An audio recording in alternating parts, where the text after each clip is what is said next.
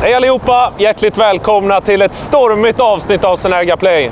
Idag så befinner jag mig i Bohuslän och solen lyser med sin frånvaro, men vi ska ta en titt på en solenergianläggning med energilager, växelriktare, optimerare, paneler och sen också då Huaweis nya Smart Charger. Häng med!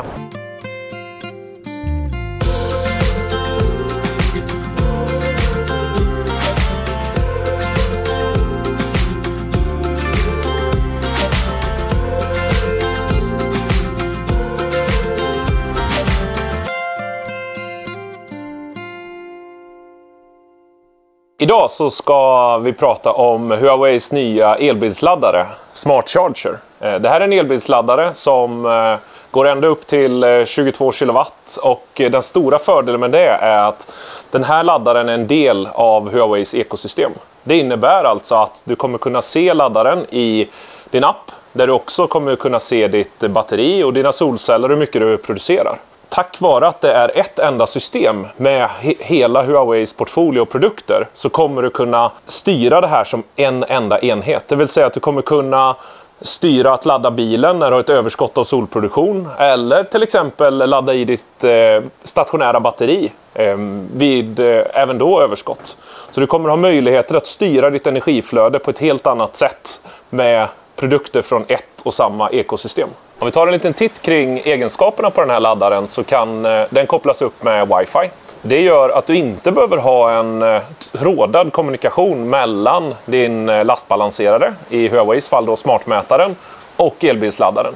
Så att den kommer hela tiden anpassa sin laddning baserat på hur mycket effektuttag det finns i huset. Om solelproduktionen går ner så kommer laddaren automatiskt kunna växla mellan trefasladdning och enfasladdning för att hela tiden kunna utnyttja så mycket solenergi som möjligt. Den här laddaren, den kan också du koppla upp med Bluetooth. Det vill säga att för att inte obehöriga ska kunna ladda på din laddplats så kan du koppla upp den med din telefon och starta laddningen. Med appen så kan du också låsa kabeln här. Och som ni ser här så finns det ingen kabel just nu, men fördelen med det är alltså att du kan plugga i vilken kabel som helst. Både olika längd, för alla parkeringsplatser kommer se lite olika ut. Så det kommer en fördel att kunna välja och anpassa sin laddkabel till just din egen laddplats. Som ni märker så ligger vinden på här i Bohuslän och det gäller att välja sitt montagesystem noggrant. Det som sitter här, det är ett montagesystem från Veland Stål. Ett företag från Ulricehamn. Så det är svenskproducerat stål. Och varför just Veland är montagesystemet här, det är för att det här är C4-klassat. Vilket gör att det står emot västkustens salta vatten. Dessutom så med Velands montagesystem så kan vi montera panelerna ända ut i kanten här. Trots att vinden här på västkusten ligger på som den gör. Det är rejält med krafter som kommer behöva tas om hand om av montagesystemet. Och det gäller både att bedöma takets hållfasthet men självklart också att montagesystemet måste sitta fast i taket. Och det är det som gör helheten och hållfastheten i valet av montagesystem. En fråga som vi ofta får är vilket montagesystem passar till mitt tak. Och det er installatör kommer behöva hjälpa er med, det är att skjuta upp en takpanna och sen titta på hur mår taket. Och därifrån kunna göra en bedömning att kommer taket hålla under lika lång tid som solpanelerna sitter? Eller kanske behöver man renovera sitt tak. Så ha alltid koll på taket och konditionen där. Och sen tar vi montagesystemet därefter. Den här anläggningen består av 48 stycken 405 watts paneler från Longi.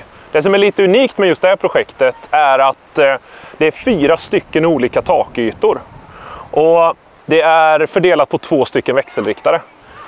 Varför vi valde 2 stycken växelriktare har att göra med att just idag är Huaweis största modell som är batteriförberedd, alltså en så kallad hybridväxelriktare, 10 kW.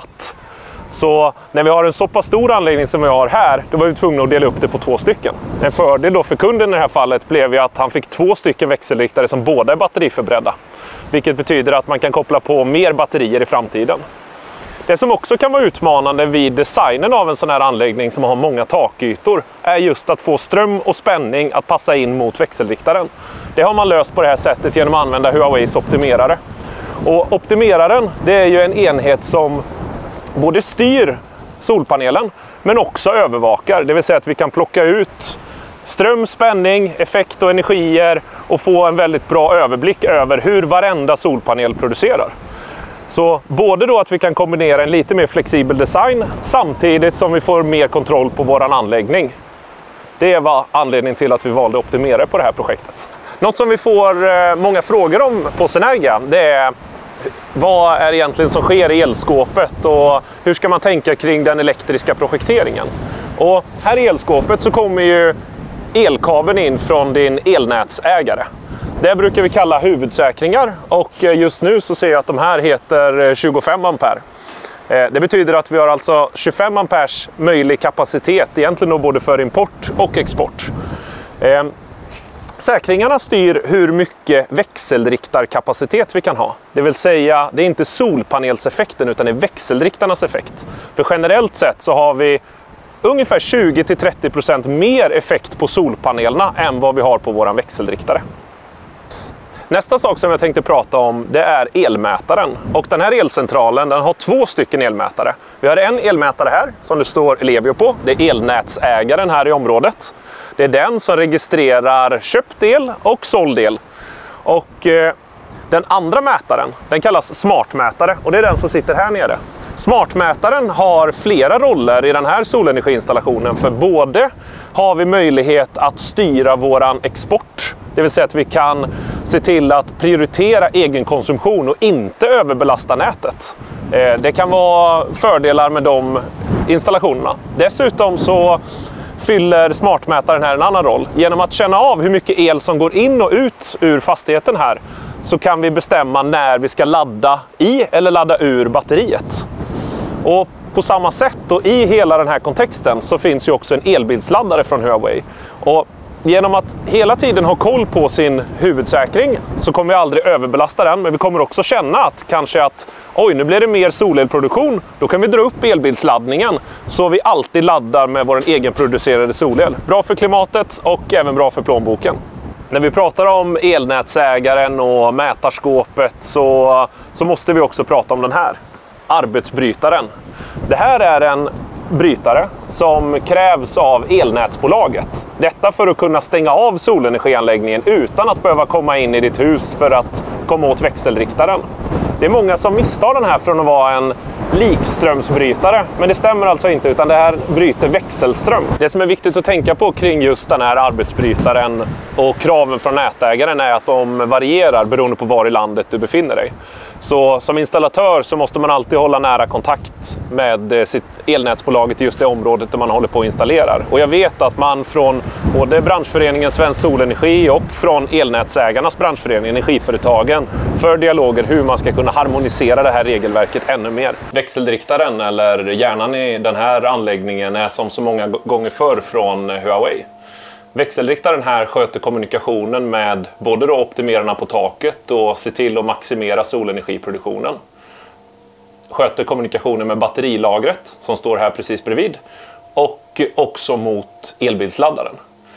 Detta genom att inhämta data från smartmätaren som vi såg ute i elcentralen som hela tiden läser av hur energiflödena ser ut i huset och baserat på det tar smarta och intelligenta beslut. Batteriet som sitter här är också då självklart från Huawei och batteriet består här av 2 stycken enheter.